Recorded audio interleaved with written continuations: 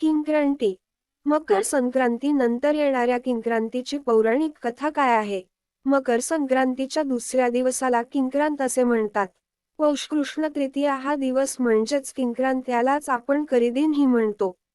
आजच्या लेखात आपण या दिवसामागची कथा पाहणार आहोत.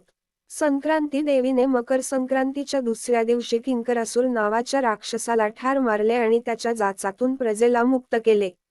म्हणून हा दिवस किंक्रांत म्हणून पाळला जातो. पौष महिन्यात सूर्यदेवाच्या आराधनेला विशेष महत्त्व आहे.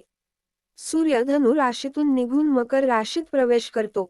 मकर संक्रांतीचा सण वगळता अन्य सणवार या महिन्यात येत नसल्यामुळे या मासाला भाकड मास असेही म्हणतात.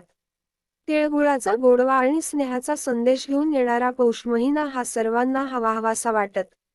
किंक्रांत हा विजय उत्सव आहे, पण या दिवसाला पंचांगामध्ये अशुभ मानतात.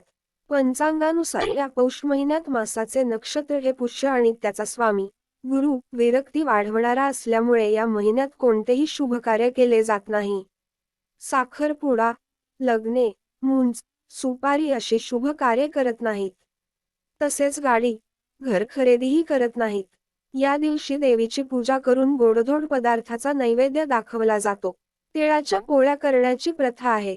किंक्रांत या दिवशी तिळ व गूळ आपल्याला खाण्यात यावा याचे नियोजन आपले ऋषीमुनी पूर्वजांनी आपल्या शरीराची ऊर्जा वाढावी, कडाक्याच्या थंडीपासून आपले संरक्षण करणे या हेतूनेच हे सण साजरे करण्याचे ठरवले.